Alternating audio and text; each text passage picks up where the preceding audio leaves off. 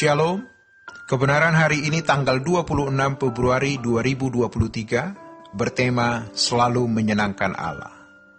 Sebenarnya, menjadi anak-anak Allah itu luar biasa, karena kita bisa hidup di hadirat Allah setiap saat.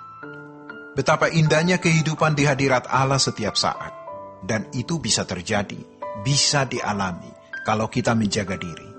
Sayangnya, banyak orang tidak menjaga dirinya dengan baik. Bagaimana kita menjaga diri kita dengan baik supaya tidak melakukan sesuatu yang mendukakan Allah? Jangan melihat apa yang tidak patut dilihat.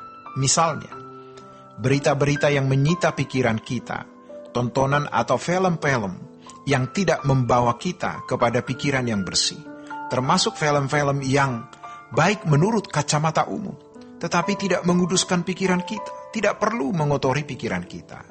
Tentu tidak semua film itu tidak boleh ditonton. Ada film yang baik, terserah Roh Kudus memimpin kita. Jangan memasukkan dalam pikiran kita sesuatu yang buruk atau busuk, karena akan berbuah kebusukan. Berbuah kebusukan di pikiran, ucapan atau perbuatan. Kalau kita berkata, jagaku Tuhan dalam kebenaran, berarti kita harus menjaga diri. Caranya, jangan memasukkan di dalam pikiran hati kita sesuatu yang buruk. Roh Kudus pasti memimpin kita untuk itu. Sebaliknya, kita harus memasukkan sesuatu yang baik di pikiran kita. Firman Tuhan, mendengarkan khotbah yang membangun iman, memiliki waktu untuk duduk diam di kaki Tuhan, berdoa bersama. Itu masukan yang positif.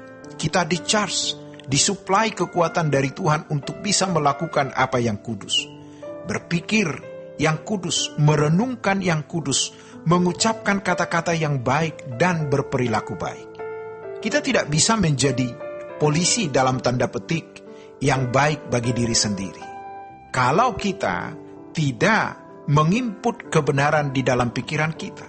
Kalau membuka diri terhadap masukan-masukan yang salah, artinya tidak sesuai dengan kehendak Tuhan. Oleh sebab itu, dengan kebenaran ini, hendaknya kita mau berubah. Jangan melawan Tuhan. Artinya, jangan semena-mena terhadap perasaan Tuhan. Kita mungkin berkata, saya tidak melawan Tuhan. Tetapi kalau kita tidak hidup seturut dengan kehendak Tuhan, kita tidak menjaga perasaan, pikiran, perbuatan, dan ucapan, maka kita sembarangan. Artinya kita melawan Tuhan.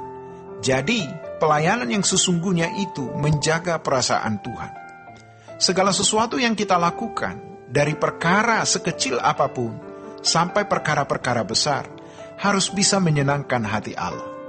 Kita pasti bisa melakukannya kalau kita dapat input masukan yang baik, bukan masukan yang jahat. Dengan masukan-masukan yang baik dari Roh Kudus, yaitu pemberitaan firman dan doa persekutuan dengan Tuhan, maka kita menjadi polisi dalam tanda petik yang baik bagi diri sendiri. Kita yang akan berkata, tidak, jangan untuk hal-hal yang tidak berkenan di hadapan Tuhan. Dan kita mendorong diri kita untuk melakukan apa yang sesuai dengan kehendak Tuhan. Di sini, rohani kita menjadi dewasa.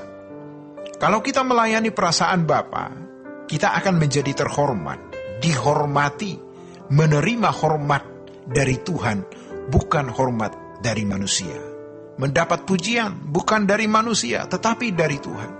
Kalau kita melayani perasaan Allah, menjaga perasaan Allah, menjaga pikiran, hati, mulut, ucapan, perbuatan, maka kita tidak perlu berteriak-teriak minta tolong Tuhan. Tuhan akan menolong kita. Tuhan memandang kita layak dilindungi, dihormati, dan dijagai. Bahkan dihormati di depan malaikat-malaikat. Kelihatannya sederhana, tetapi ini sangat prinsip. Jadi mari kita sungguh-sungguh menghormati Tuhan dengan menjaga perasaan Tuhan. Tidak melakukan sesuatu yang melukai Dia dari yang kita pikirkan, ucapkan, lakukan. Mari kita berubah. Mari memiliki komitmen untuk melayani perasaan Allah. Bagi jemaat yang tidak memiliki jabatan dalam gereja, kalau kita betul-betul melayani perasaan Allah, perasaan Bapa, kita terhormat. Kita terhormat. Kita tidak kalah dari pendeta besar di mata manusia. Tidak kalah dengan aktivis majelis yang terhormat di mata manusia. Kita terhormat di mata Tuhan. Walaupun di mata manusia kita bukan siapa-siapa, tidak terpandang, tidak dihargai, tidak punya jabatan.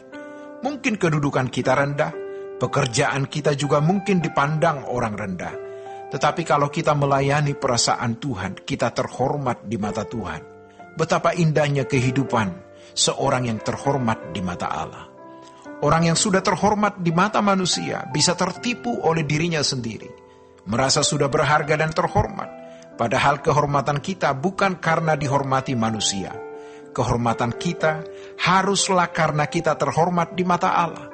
Dan yang terhormat di mata Allah adalah mereka yang melayani Allah. Firman Tuhan mengatakan, yang melayani Tuhan, melayani Allah, dihormati oleh Allah. Demikianlah kebenaran hari ini. Tuhan Yesus memberkati. Sola Gracia.